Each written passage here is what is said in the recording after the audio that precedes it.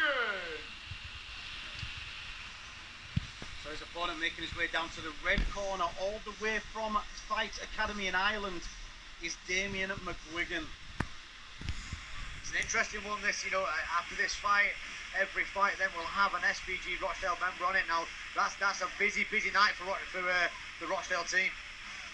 Yeah, it certainly is, and it's a tough one. It's a tough one for the corners, the coach, you know. You've got to get the right plan in the corner. You've got to get who's going to go down with which fighters, who's been working the most of each fighters. But I know Stapes and Ando have worked together for many years, from right at the start of SBG Rochdale when they opened as Full Contact Performance Centre. So I think they'll have everything well planned. But here, back to this fight, this is Spain versus Ireland. Peralta versus McGuigan. McGuigan, definitely an Irish fighting name. Yeah, Joe, you know a fair bit about the Fight Academy Ireland boys. Yeah, these boys are fairly solid, grappling. They're going to probably look out to go, put it to the cage here, look to take the back and look for the finish here. They have some well-rounded, well put together sequences on them. Can you tell us a little bit about the coaches there, Joe? Yeah, Pat McAllister and Liam Sheehan, two solid lads too. They're probably two of the best coaches in Ireland at the moment, coming through with some great fighting. Yeah, they got Paul Hughes coming through at the minute, haven't they, as well? Obviously, big Cage Warriors World title fight coming up soon for him. Yeah, so he's got good training partners, good gym, and again, I talk so much about this. It's like iron sharpens iron. These fighters see the other fighters in the gym doing well and succeeding. It drives them forward. They know they can do it. You know, you see your partners doing it, you know you can. Yeah, especially if you're taking, like, if these younger lads take rounds off them, even on the older crew's bad days, it's boosting them every day, and it's monkey see, monkey do, isn't it? Yes, definitely. This is a flyweight bout. Introducing from Tubarati, Spain, with his debut fight weighing in at 57.2 kilograms. Please welcome Eli Peralta.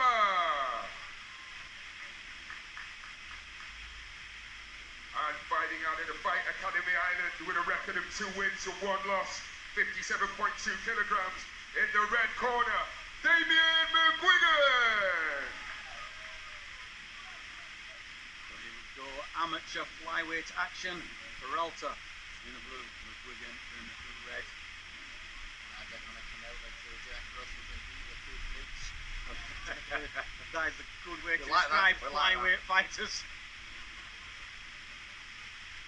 Here we go. Crowd's down, ready to go. Look at southpaw. Oh, jumping high kick. They do start fast, these flyweights.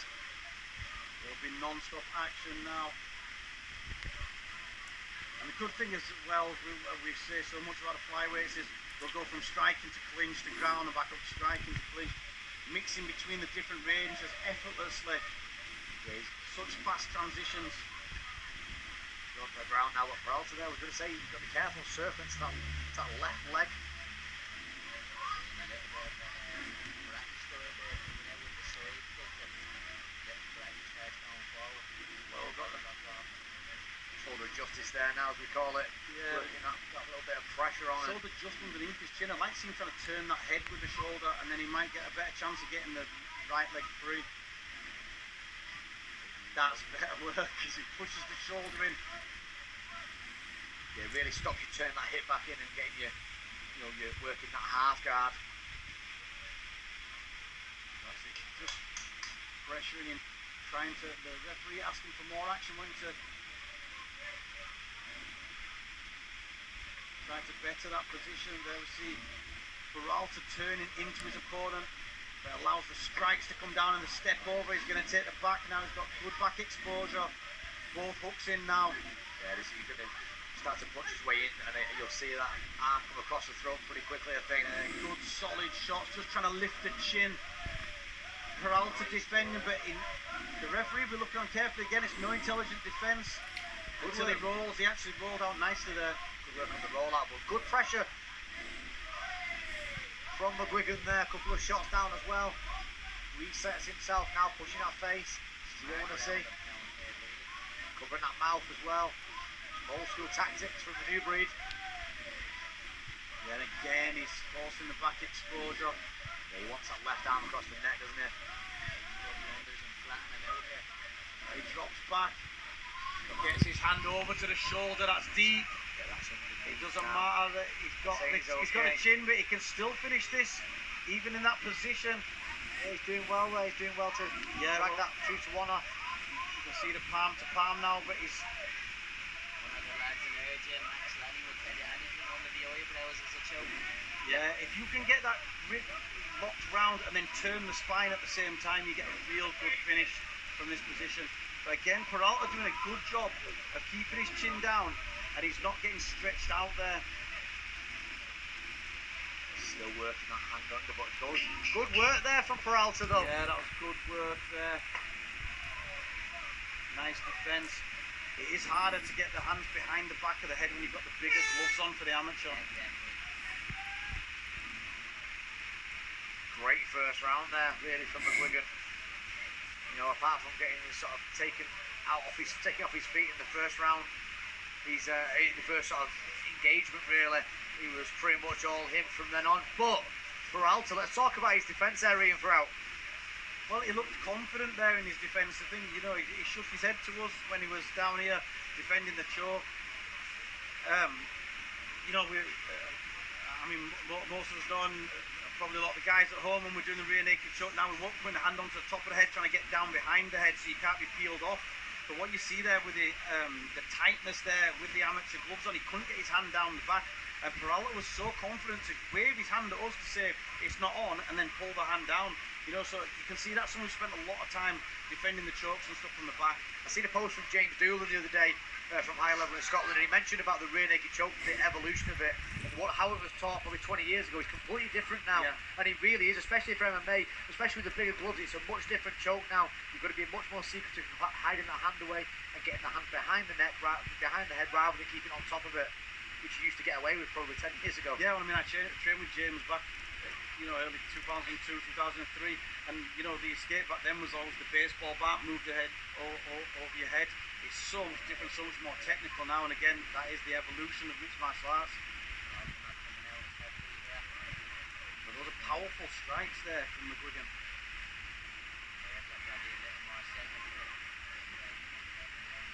Yeah, McGuigan switched to an orthodox stance this round. He's switching between the two actually. He keeps going back into that southpaw, which he is now. Well, you can see the damage to the left cheek now of Peralta from those two big right hooks. Sorry.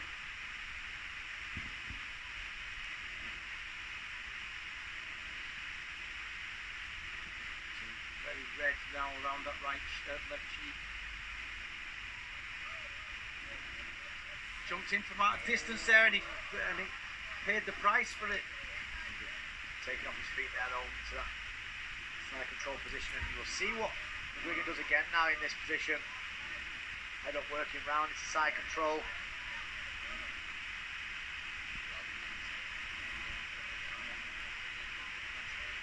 Yeah, he's settling quite a lot there. There's no turn of the hips, there's no nothing there. And again, you don't be lying flat on your back. I do think that what we're seeing here is McGuigan definitely superior on the ground.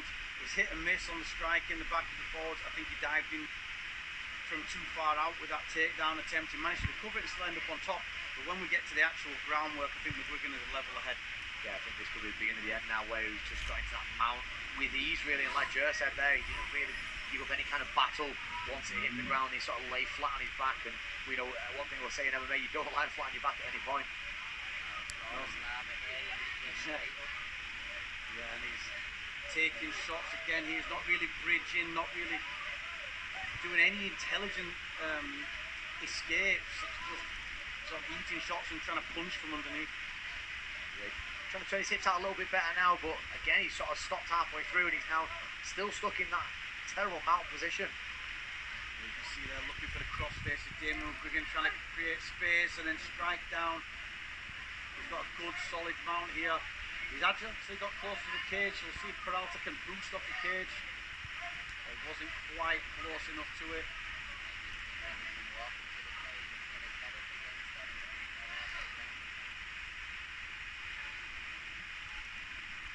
Like you say, he's got flat hips here, really, just sort of laying back on the floor. he's taking the shots. The head movement's not too bad from the floor, but again, he's going to get caught with several shots. He may be stopping the flurries, but at the same time, he's getting caught with a couple of big ones. We've seen the wet on his face at the start of that round. Coming to the end of round number 2, it's definitely a clear McGuigan round. Good control.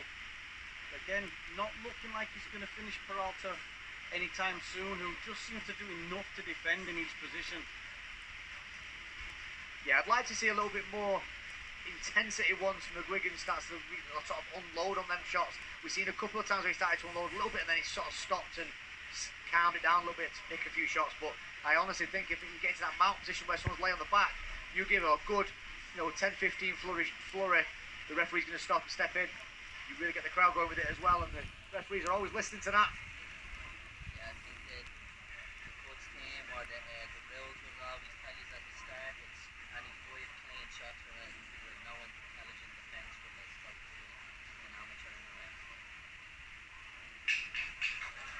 Here we are ready to go. Third and final round. Three-minute rounds here. Amateur flyweight action. Peralta in the blue, McGuigan in the red. For us, McGuigan 2 rounds up. Yeah, most certainly. He's just done the better work throughout. That left eye does look a little bit swollen up now. Yeah, it's been a good right hook, I think, from McGuigan. He's wobbled him back to the cage with it twice. And he does carry the chin a little high in his striking, I think, Peralta. It's no good when you're going to have that right hook leaping in. His head's not moving at all here as well. Sitting target. Straight shots down the pipe should be drilled through now. Yeah, McGuigan was looking for the high kick there over the top to that chin. Switches back to southpaw. And then back to orthodox. When he goes orthodox, it just looks like he's going to go with that high kick. Yeah, McGuigan seems to step into that sort of taekwondo style as well, where he sort of leads in with his leg. But he does well to close distance with it as well, so...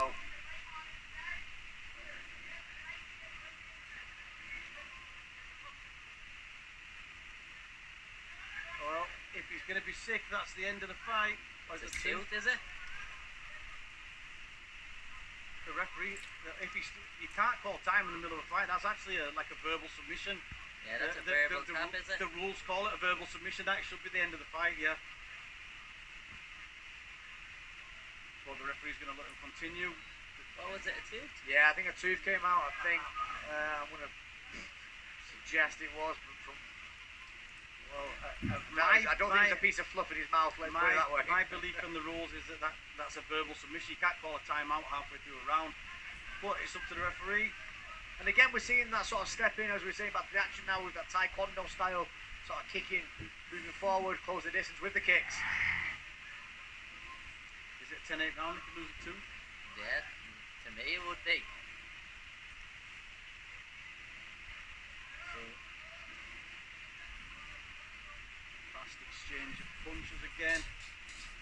Dental extractions are big points in my book. 10-7. Yeah, 10-7. Oh, spinning or lead hook kick.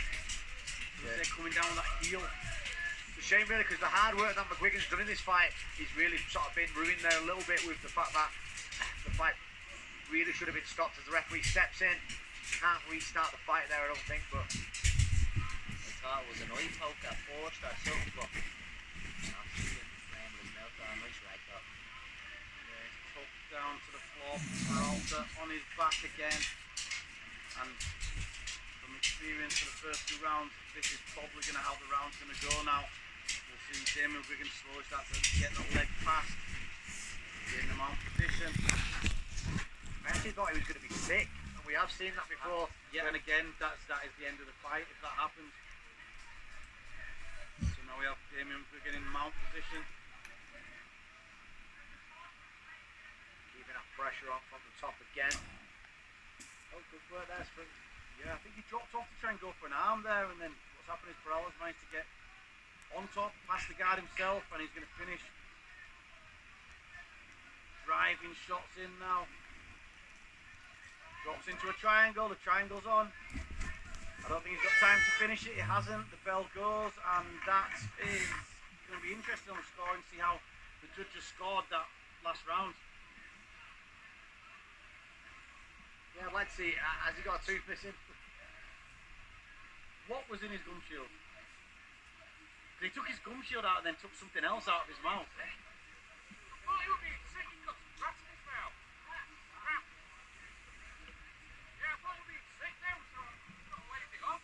Just chatting to the referee there, so we were saying that he thought he was being sick and that's why they called it off, but actually there was some grass in his mouth, which is interesting obviously because of with it being the outdoor event on a pitch as well. Yeah, but he wasn't It is eating an grass. it is a strange factor in the fight there. Is that the first time you've seen grass stop a fight?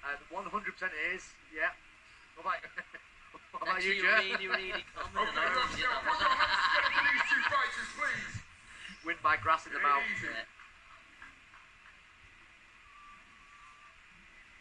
Okay, the result is in.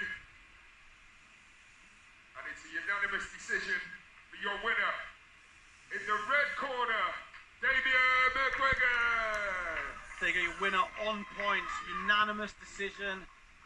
He got a win and a blade of grass. Damien McGuigan.